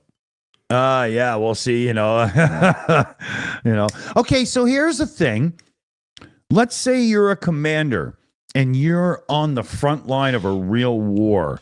And you know that 40% of the people under your command are truly not good enough to make it to the end. Right? How does that affect your judgment and how you deploy people in stuff? And do you acknowledge that you even recognize the fact? How would a person deal with that situation? I don't know. I don't know. That must go into like officer training. It must, right? You gotta be trained that kind of shit, because, like you say, you know, like 60% of your men aren't going to come back with you. Yeah. And your job is to make sure as many of them come back. That's kind of like your job, but also to win the objective. Yeah. And holy shit, man. It's like, it's like when you're in a killing zone. It's like you've got to move. You've got to move now. You're hiding behind whatever cover you've got, but if you don't move, you're dead. Yes. So you've got to drag those men out and move them into the fight. Yeah. Because they're safer fighting than they are just getting taken out in the killing zone. That's insanity. You must be secure in your convictions to be the commander in that moment. I can only imagine that must be a moment where the training is tested to its limits, right? You know. I mean, sorry to bring up Band of Brothers again, but it was a series I worked on, and I know it, back to front. But there's an amazing scene in that where you got it's actually the same sergeant I was talking about earlier. Or was he more than the sergeant? I can't remember. Lieutenant maybe. But there was a situation where they're in attacking a position in Germany, just outside of Bastogne, I think it was, and they'd lost contact with another troop of soldiers on the other side of the village as they're attacking this position.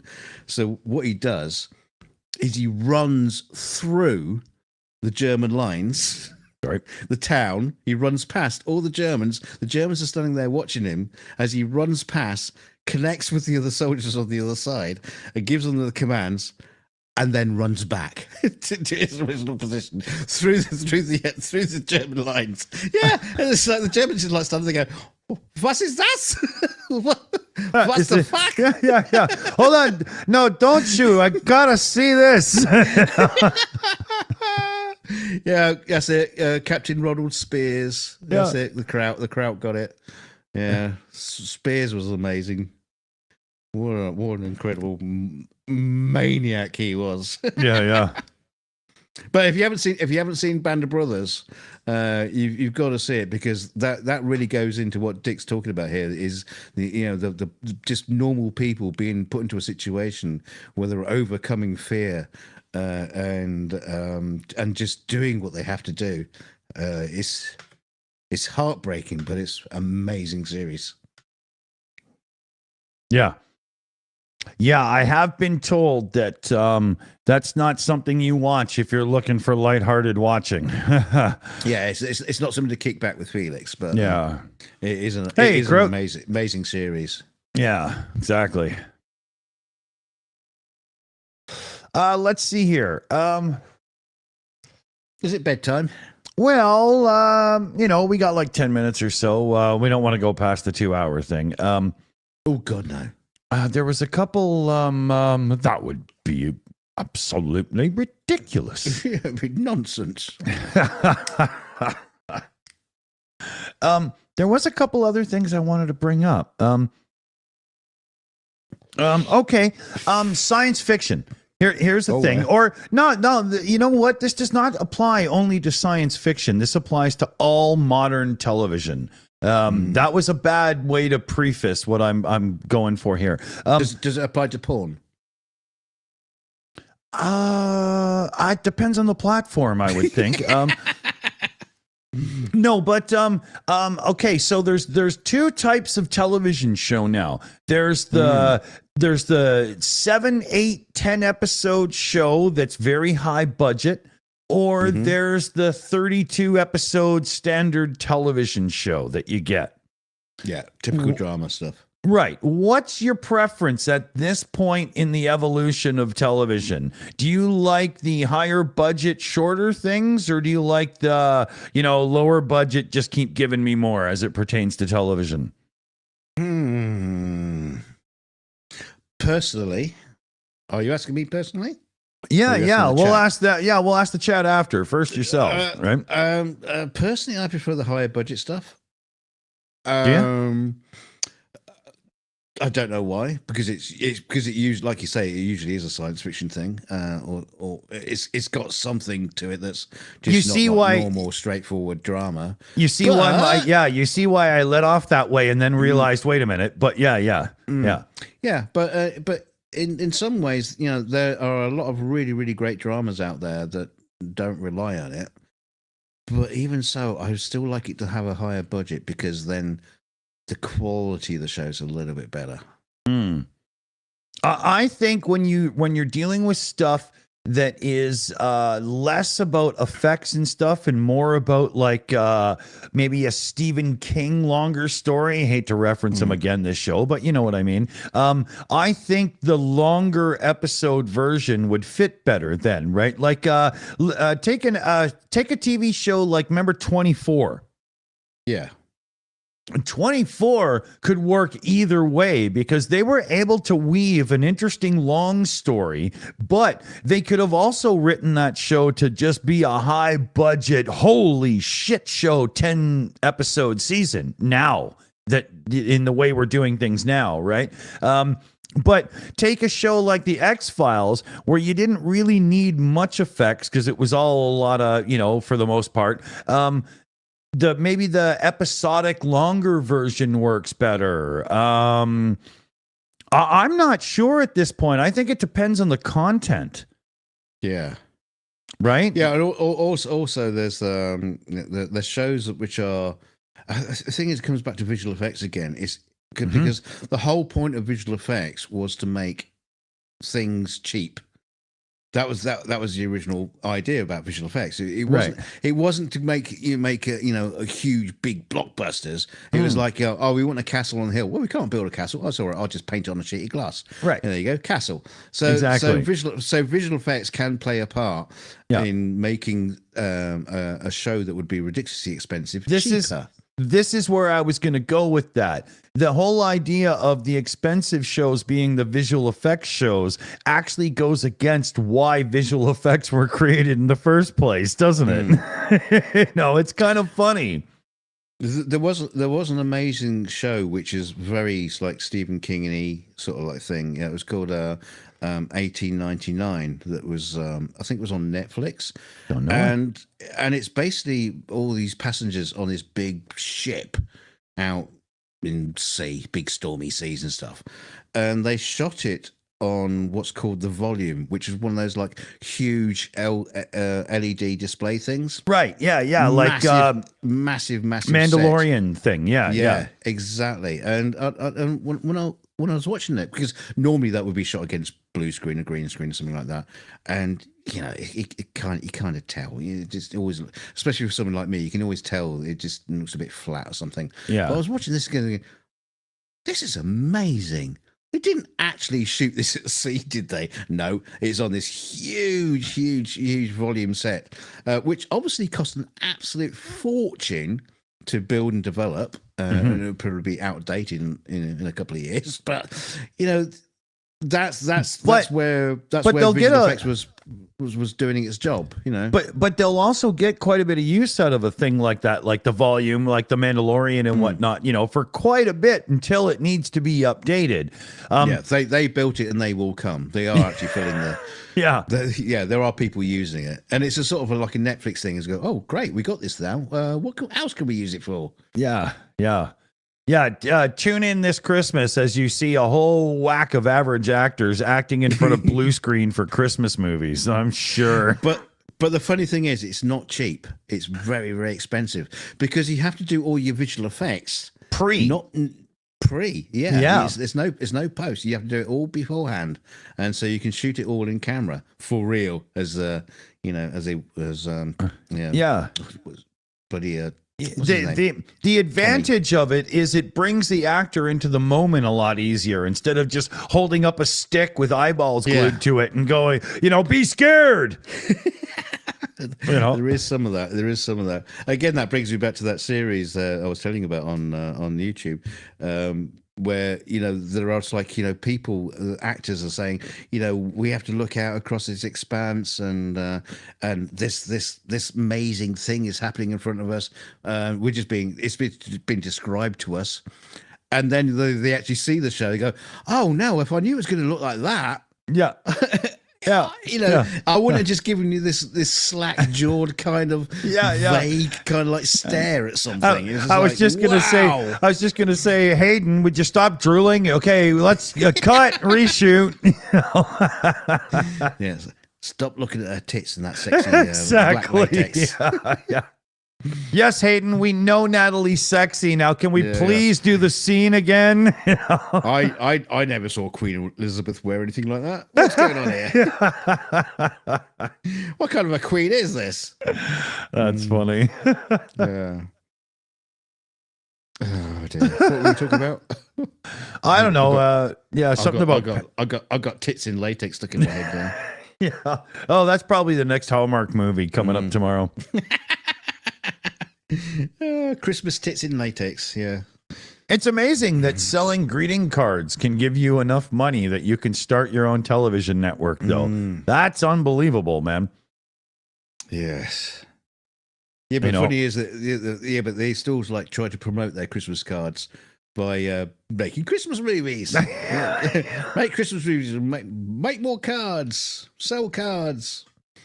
Yeah. There's a lot of their stuff being posted right now on the one download site I go to. And you can always tell just by the title that you don't need to open that link to see what the movie's about. You can just instantly tell. Well, they should make, remember Philadelphia with Tom Hanks? They should make more films like that so they can sell their get well soon cards a bit better. Oh, here you got AIDS, sad face. Dear God. Oh. And there's more bereavement cards. Let's have some more deaths in the family and sell the the whole family is wiped out. So we've got to sell lots of cards. We're sorry your brake servo failed. That's a very, very specific card. But in Little Italy, it happens a lot. Yeah.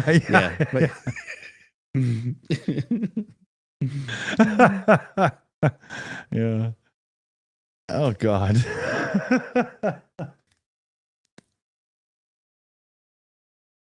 Richard Stevens in the chat says, is Hallmark linked to an increase in suicides? Only to those that actually get to the end of the movies, I think. Only if they can figure out a way to sell cards. Yeah. So sorry you decided to off yourself. I thought I'd get you this card. A bit late. Yeah. It's a shame you didn't understand your shotgun. Yeah. Shame I couldn't buy this card before you off-lifed yourself. Yeah. Oh God. Now Hallmark are listening to us. That's gonna be on the Wikipedia now, and Hallmark are gonna be saying, "Oh, how can we market this? How can we?" Yeah. Yeah. And as a side note to anybody who happens to work for Hallmark, all of these ideas are being copywritten by our lawyers as we speak. Mm. So, celebrate death in your own way. Yeah. Just make sure you stock up on your cards. I hear you bought a 45 Magnum. Here's a picture of a little kid. sad kid with eyes crossed out. Yeah. Who'd have thought he'd have found it? We hear you had a run-in with a tractor trailer on an icy road. Yeah. So sad about your heroin overdose. Yeah. Yeah. It's a shame your son was arrested.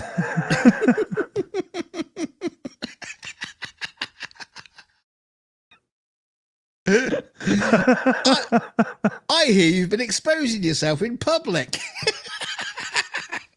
Congratulations on your court case. Seems you don't know what to do with that wiener. Oh, we could have a whole new department at Hallmark if they just asked us. And I can make the movies. There we go. Yeah. You come with the cards. But we're going to call this skid mark cards.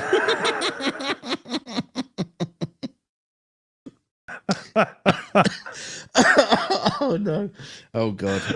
Yeah. Coming very soon to our merch shop will be an entire line of cards skid for marks. Every situation you might find yourself in. All right. So everybody, if you're not going to put it on the Wikipedia page, I think you should come back once this show is finished into the comments and please put in your recommendations for skid mark cards and any ideas or thoughts, or go onto the Discord, start posting skid mark cards with pictures and whatever. You come up with your own, and we'll just sell them. We'll put them on the merch store. Maybe there's a kind of like a moon pig kind of like deal we can do where we can you can sell the cards. We hear you ate some old sushi. It was the salmon mousse.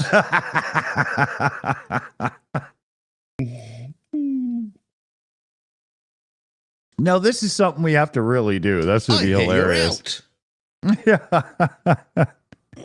Yeah. Here, Mark Snyder in the chat's got the tagline: skid mark cards, when you care enough to send the very least.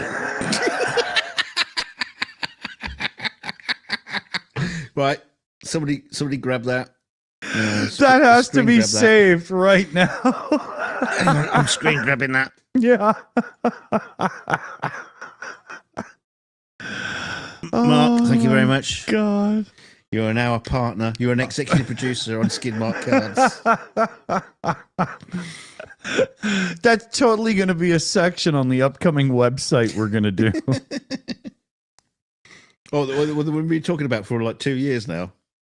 Yeah, but we'll eventually get around to it. I mean, not by year's end or anything, but which year end? Century end? Yeah, I don't know. Lucky. No.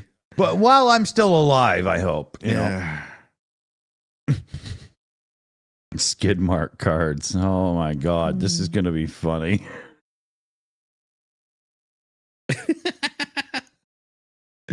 Richard Stevens says, "Congratulations on becoming an uncle stroke daddy." That's going to be popular in the South.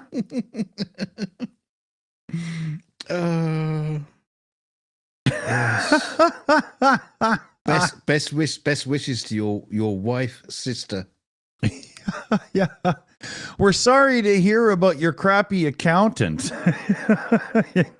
Oh, there was a news story that came up the other day, and it was America's most inbred family. Oh my God, I saw that. Dude communicates in grunts. And it was, what was he? He was done for taking his penis out. He whipped his todger out while he was walking through the store to get to the bathroom. He had that shit in his hand while he was still walking down the aisles with the sugar cereals and everything else, you know, like it was. And in his version of the world, well, that's what you do, right? It was just, oh my God. It's preparation. That's all it is. Yeah. Oh man, it's just unbelievable. See, I do that when I go to the toilet. You know, I just basically undo my trousers. By the time I got up the stairs, you know, they're already off and left behind somewhere down the stairs. You know, it's easy. It makes it easier. You know? Not everybody in the office is comfortable with this, but it works for me. I mean.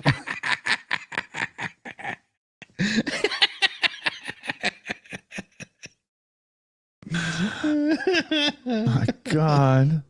Can you imagine? You know, why does it need to be in your hand while you're getting to the bathroom? Is that just to make sure that everybody knows where you're going? I mean, it's just. Maybe it's because he wasn't entirely sure where it was. He had to check. Can't remember. Is that a snake or? Is that my ferret? Oh yeah, I remember the my penis is the hairless one. Oh, it doesn't smile. It winks a lot. But yeah, the guy communicates by grunting, and the ferret smells worse. Yeah. Oh, sorry, it smells better. But I ruined that joke. The guy, yeah. The guy communicates by grunting, like literally, he's non-verbal, and he's like in his 50s or something. I didn't even read the article, but you know, how do they get to that kind of state? How have you been able to acquire like food and shelter when your ability to speak is that of a Wookiee? See, the thing is, you never saw that in Star Trek. In Star Trek, when they went to a civilization and they're like, or they're all clones or whatever, and basically they're inbred. They're just like recycling the DNA material, and they never like, you know, Kirk or Picard doesn't turn up and they're all just like and get their penis out or anything like that. It's just, you know, how do people get to that stage where they're just like so inbred they can't even speak? I know. Oh my, man. Wow. You know. No, I mean, I'm literally asking the question. I have no idea genetically how that happens. And why does that happen? You know, I can't see it. I mean, it's a bit weird, but I can't see the actual reasons why the DNA breaks down. You actually turn back to a banana. I think it's evolution protecting the human race against itself. Like if you're sitting around drunk day after day and all you do is listen to the song "Love the One You're With," make sure that you leave the house and you don't just sit around with your relatives. I don't know, man. It's you know, yeah. We're coming up on 2 hours, so we should on that bombshell. Yeah, we should move this over to the Discord for a hangout with everybody if we're gonna keep it up here. Yeah. Well, I'll hang out for like half an hour or something, but I actually have to be prepared for the morning, so I can only Come to the Discord. We'll get you started. And we'll leave you to the debate. Yeah. Andrew Petrie says dunk. You are the weird. Make sure you put that in the Wikipedia with references. Yeah, that's right. That's right. Wikipedia page. I can't wait to see if there's actually going to be one. That'll be funny as hell. It's like anybody's going to get off their ass to do it. You know, we still haven't set up an Instagram account yet. What are you talking about? Yeah, that's true. That's true. I have to get new underwear for that. The lace ones. Yeah, you know, Superman is just maybe not as popular as he once was. Yeah. So let's see here. Who do we got on the shout out squad here in the live chat? You know what? I'm not in the green room, so I don't even really know what's going on. I'm not sure I am either. Actually, I have to look. People shouting at me. Yeah. I'm surprised after some of the crap we went on about that we didn't get in trouble.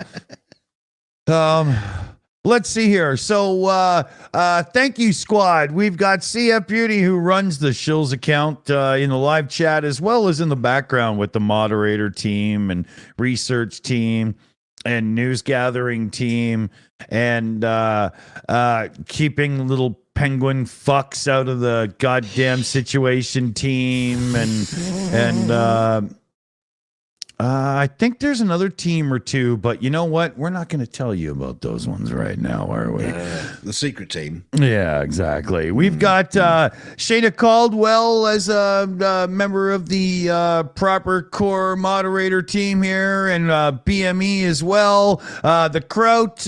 We got Liam Wakefield. I'm scrolling around to try to figure this out and stuff, and I'm doing yada yada blah blah blah. I think you got everybody.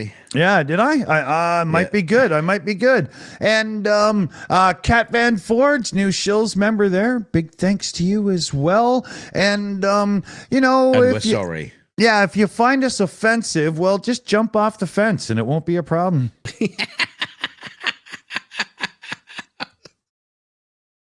Oh, we just lost a sub. Probably. So, I think at that point we can probably just hit the button and say, get to the Discord. We'll hang out for a bit and we'll see you there. And blah, blah, blah, blah, blah. Thank you very much. And all your cash and everything. Blah, blah, blah. Join memberships and stuff. And yeah, brilliant. Thanks very much. You know what? Hold on here. We can do one more shout out quick. Hold on. This will only take me just a second. Is it for the roof fund? Yeah. Let's see here. Oh God, I can't find the link. I was gonna give a shout out thing to a thing. If you go back to this event at the end of the show, there will be a little thing in there where a guy named Jesse Simpson, who is up in British Columbia here, kind of near where I live. Oh, yes. Yeah, he was literally like attacked with a baseball bat in 2016, and he lives in a care home now, in a wheelchair and stuff. He's got a lot of issues, but he's a real happy guy. And the thing that makes him happy the most is every time Christmas comes around, his mom puts out a little call on social media to get some Christmas cards sent over his way, and they put them up all over the place, and he just loves them. He thinks it's great. So we've already shilled his address out in a community post, and we put it today in the Starsky stream as well, and I'll add it to the description as soon as we're done tonight. Have a look. You know, if you got a couple of bucks, grab a Christmas card and send it this guy's way and make somebody a seriously happy dude. It's worth your time. Make sure you buy the skid mark Christmas cards that will be coming up. Yeah, well, too bad we didn't have them ready. Yeah. Hey, did we get Shayna? Did we get Shayna Coldwell in that list? I think so. I'm pretty sure. Well, she got it again. Yeah. She gets a second shout out tonight because a lot of effort in the background. There we go. Kisses. So what do you think? I think it's time to say goodnight, fellow babies. Night. Stay shitty, you bastards.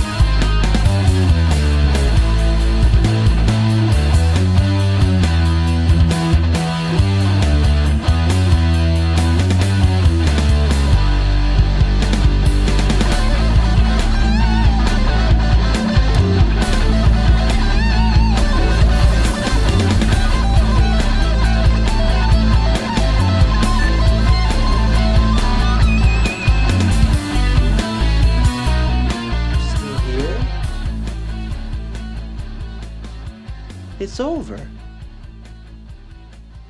Go home.